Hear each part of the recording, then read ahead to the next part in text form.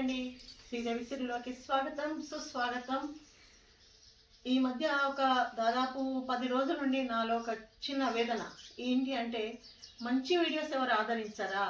ఇందుకు మంచి వీడియోస్ ఆదరిస్తేనే కదా మంచి మాట చెప్పాలన్న ఆలోచన ప్రతి ఒక్కరికి వస్తుంది కదా. కానీ నా లైఫ్లో నాకు ఒక అన్నయ్య మొన్న ఒక రోజు అన్నారు, ఏమని అంటే, శ్రీదేవి నీ వీడియోస్ చూడాలి అంటే వాళ్ళకి పేషెన్స్ ఉండాలి, at the same time ethics ఉండాలి అని అన్నారు. ఇంకేం కావాలి నాకు? అందుకని చెప్పి నాకు మళ్ళీ తర్వాత అప్పుడు కొంచెం బాధ అనిపించింది, పెద్ద వీడియోస్ పెద్ద సమయం ఎక్కువ తీసుకుంటున్నానా అని చెప్పేసి. కానీ మన మనసులో ఉన్న భావాలు 10 మందితో పంచుకోవాలి, వాళ్ళలో కాస్త కోస్త మార్పు రావాలంటే ఆ మాత్రం సమయం మనం తీసుకోవాల్సిందే కదా. తప్పకుండా నా వీడియోస్ మీరు తప్పకుండా చూడండి, మీకు నచ్చితేనే లైక్ చేయండి. ఈరోజు చాలా ముఖ్యమైన సబ్జెక్టు. ఎప్పుడూ మనం ఆడవాళ్ళ గురించే మాట్లాడతాం. ఇల్లాలంటే ఎట్లా ఉండాలి, పొద్దున్న చేయాలి, అది చేయాలి, భర్త అడుగుజాడలు నడవాలి, అత్తమామల్ని చూసుకోవాలి, ఇన్ని మాట్లాడుకుంటాం. స్త్రీ అంటే చాలు టక్క టక్క టక్క లైక్స్ కొట్టుకుపోతుంటాయి, అవునా?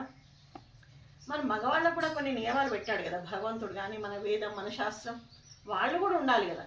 ఒక తల్లికి జన్మించి, తల్లిదండ్రులకు జన్మించి, అప్పటి వరకు వాళ్ళ నీడలో తను పెరిగి వాళ్ళని చూస్తుంటాడు. ఎక్కడైనా ఇంట్లో నుంచే మొదలవుతుంది ఏదైనా కానీ, చూస్తుంటాడు కదా. తల్లిదండ్రులు ఎవరు? భార్యాభర్తలు కదా. మరి ఆ తర్వాత నువ్వు పెరుగుతావు, పెద్దగవుతావు, నువ్వంటూ పెళ్లి చేసుకుంటావు. మెయిన్ ఇదే పురుషుల గురించి మాత్రమేనండి. పెళ్లి చేసుకుంటావు. నీ చెయ్యి పట్టుకొని నడిచి వచ్చిన అమ్మాయిని నువ్వు ఎంత బాగా చూసుకోవాలి అంటే, ఆ అమ్మాయిలో అమ్మను చూడాలి, స్నేహితురాలిని చూడాలి, కూతుర్ని చూడాలి. నిన్ను అన్ని రకాలుగా సుఖ పెట్టేటప్పుడు తనలో అందాన్ని చూడాలి, ఇన్ని చూడాలి కదా. మరి ఇన్ని చూసే పురుషులు ఎవరైనా మనకు కనిపిస్తున్నారా? చాలా అరుదుగా అయిపోయింది. అంటే శ్రీరామచంద్రుడు నేల మీద, ఈ నేల మీద నడిచిన భూమి మనది, అలాంటి జాతి మనది. మరి అలాంటిది ఆయన భగవంతుడే స్వయంగా దిగొచ్చి ఒక్కొక్క అవతారంలో ఒక్కొక్కటి మనకు చెప్పిపోతుంటే మనమేం చేస్తున్నాము? అడ్డదారులు దొక్కుతున్నాం మనం. మరి అడ్డదారులు దొక్కేటప్పుడు నీకు అనిపించదా? నువ్వు ఎక్కడికో వెళ్ళి నువ్వు అక్కడ కూర్చున్నప్పుడు ఆ అడ్డదారులు దొక్కేస్తే ఆ స్త్రీ మెడల మంగళసూత్రం ఉంటుందా? పోనీ నువ్వు కట్టిన మంగళసూత్రం ఉంటుందా చెప్పు? అంటే నీ ఉనికి అక్కడ లేదు, కానీ నీ దారి మాత్రం తప్పావు నువ్వు. నీ ఉనికిని ప్రశ్నించే ఒకే ఒక్క తాడిది, ఇది సూత్రం. ఇక్కడే అమ్మవారిని కొలువై ఉంటారు కదా. మరి అలాంటిది నీకోసం పూజలు చేసి, నీకోసం అన్ని వేసి, నీ పిల్లలకు నీకు వంశానికి వారసుల్ని ఇచ్చి, నీ తల్లిదండ్రుల్ని చూసుకొని అంటే ఒక పేరు తీసుకొచ్చి ఆ భార్యను నువ్వు ఎంత బాగా చూసుకోవాలి? నీ మాట మన్ననగా ఉండాలి, మర్యాద ఉండాలి. మర్యాద భార్యకేంటి కాదు, మర్యాద భార్యకే ఇవ్వాలి.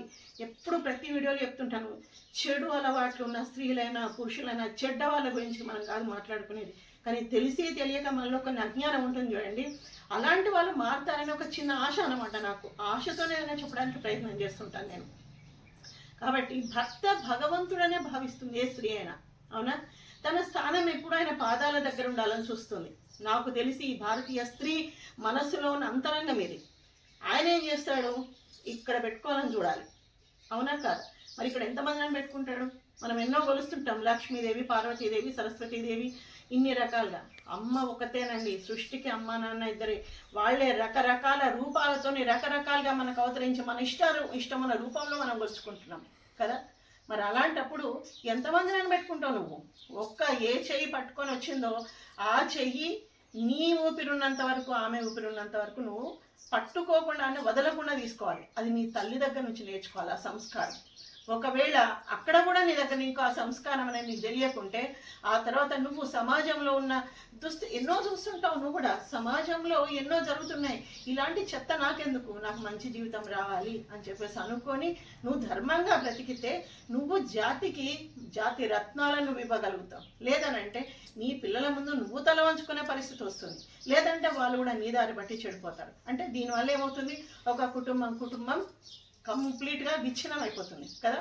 అంటే ఇప్పుడు ఆడవాళ్ళు పూజలు చేసి, ఆడవాళ్ళు ఇల్లు ఊడ్చి, ఆడవాళ్ళు అంట్లు తోమి, అన్ని ఆడవాళ్ళు వేస్తేనే కుటుంబం బాగుంటుందా అండి? కాదు కదా. ఈ అన్నింటికి అది ఈ ఇల్లు అనే దానికి ఒక మూలం, ఒక వృక్షం మగవాడు కదా. ఆ మగవాడి వృక్షం ఆ చెట్టు నీడ కింద వీళ్ళు ఉండాలని చూస్తారు కదా. ఆ నీడని శుద్ధిగా చూసుకోవాలని చూస్తుంది ఆడది.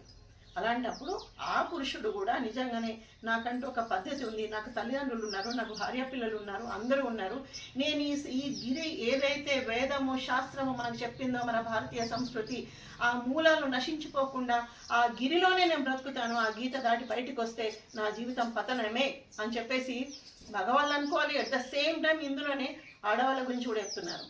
అక్కడ భర్తను పక్కన పెట్టేసి చెత్త తిరుగులు తిరుగుతున్నావే నువ్వు, నిజంగా చెప్పాలంటే నేను అనకూడదు కానీ చెప్పాలి, నా నాలుక ఈ పదం పలకాలి. ఒకవేళ నీకంటూ నీ భర్త కనుక మరణిస్తే నువ్వేం చేస్తావు? నువ్వు అడ్డదారులు దొక్కుతావు కదా, మరి నీ గుట్టు ఉంచుకుంటావా తీసేస్తావా చెప్పనా? కాదు. అంటే అడ్డదారి ఎప్పుడు అడ్డదారి అండి, రహదారి ఎప్పుడు రహదారి. ఈ జాతి మనకిచ్చిన కానుక. ఏం కానుక? విలువలతో బ్రతకడం అనేది కానుక. ఒక కుటుంబం, అమ్మ నాన్న అత్త మామ పిల్లలు, వాళ్ళ పిల్లలు. ఇది నువ్వు నీ ధర్మాన్ని నువ్వు పాటిస్తే నీ పిల్లలు పాటిస్తారు, పిల్లల పిల్లలు పాటిస్తారు. కాబట్టి మగవాళ్ళు కూడా ఎప్పుడూ చాలా మనస్సు శుభ్రంగా ఉంచుకోవాలండి. మన అంతరంగం ఎంత శుభ్రంగా ఉంటే నాలుక అంత చక్కటి మాట మాట్లాడుతుంది. అప్పుడు భగవంతుడు ఒక మాట అంటాడంటే ఏమని? శరీరం అంతా ఇచ్చేసిన నేను, లోపల ఉన్నా వీడికి ఏం అర్థం కావట్లేదు, నాకు ఇష్టం లేని పనులన్నీ చేసేస్తున్నాడు అంటే ఆత్మక్షోభ అంటారు చూడండి. ఆత్మక్షోభ అంటే అది. ఆత్మ ఎప్పుడు క్షోభించకూడదు. ఆత్మ అంటే ఎవరో కాదు, సూక్ష్మమైన రూపంలో ఉండే భగవంతుడు అక్కడ కదా. మరి అలాంటప్పుడు మగవాళ్ళు కూడా చాలా పద్ధతిగా నీ తల్లిదండ్రికి నీ వంశానికి పేరు తీసుకొచ్చే విధంగా ప్రవర్తించాలి తప్ప నీతి నియమాలు పక్కన పెట్టి నా ఇష్టం ఉన్నట్టు బ్రతుకుతాను, నా ఇష్టం ఉన్నట్టు ఉంటాను కాదు.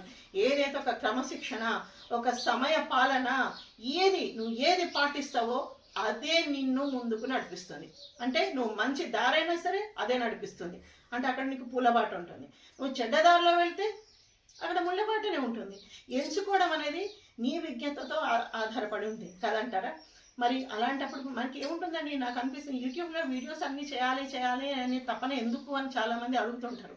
ఎందుకు అని అంటే మన చుట్టూ ఉన్న సమాజంలోని స్థితిగతుల గురించి మనకున్న విజ్ఞానం కాస్తో కూస్తుంటే నలుగురితో పంచుకుంటే ఆ నలుగురిలో ఏ ఒక్కరైనా మార్పు వస్తే అది మనకు చాలా ఆనందంగా ఉంటుంది. ఈ జన్మకు మనకు ఒక సార్థకత ఏర్పడింది అని అనిపిస్తుంది మనకి. అంతే తప్ప వేరే ఏముంటుందండి? ఇంట్లోనే ఉంటే గిరిగీసుకొని ఉంటే కాదు కదా. మనకున్న విజ్ఞానాన్ని 10 మందికి పంచాలని ఆశ కూడా ఉంటుంది కదా. కాబట్టి ఆడవాళ్ళైనా మగవాళ్ళైనా, ఇంకొకటి ఆడవాళ్ళు కూడా ఎట్టి పరిస్థితుల్లోనూ ఈ సూత్రాలు తీయడము, పార్లర్లోకి వెళ్ళడము, పిచ్చి వేషాలు వేయడం అది కాదు. వెళ్ళండి, మీకు కావాల్సిన ఏమేమో చేయించుకో, అది కాదు. దానికి కొన్ని నియమాలు ఉంటాయి. మంగళసూత్ర ధారణ కానివ్వండి, ఆచారాలు కానివ్వండి, వ్యవహారాలు కానివ్వండి. ముఖ్యంగా ఆడపిల్లైనా మగపిల్లలైనా ఎవరైనా గుర్తుపెట్టుకోండి, కొడుకులు పుట్టినా బిడ్డలు పుట్టినా, బిడ్డ అయితే తప్పకుండా అత్తవారింటి ఆచార వ్యవహారాలు తప్పకుండా పాటించాల్సిందే. లేకుంటే నువ్వు ఆ ఇంటికి కోడలుగా కౌంటే కావు ఏంటి భగవంతుని దృష్టిలో. కొడుకైతే తప్పకుండా చెప్పాలి, నా తల్లిదండ్రులు ఈ ఆచార వ్యవహారాలు ఉన్నాయి, మా ఆచారాలు ఇవి, దేశ సంస్కృతి పద్ధతి అంతా దాని మీద ఆధారపడింది, మన దేశ భవిష్యత్తు. అవన్నీ పక్కన పెట్టి మనం ఉందాం ఏదో సరదాగా గడిపేద్దాం పోతామనంటే ఎప్పటికీ కుదరదండి. కాబట్టి ఆడవాళ్ళతో పాటు మగవాళ్ళు కూడా ఒక పద్ధతి నియమాలు పాటిస్తే ఈ సమాజం ఎంత బాగుంటుందంటే అసలు నేను చెప్పడానికి ఇంకా మీకు చెప్పడం లేదు. జస్ట్ మనం ఆత్మవిశ్లేషణ చేసుకోవాలి. చేసుకుంటారా మరి?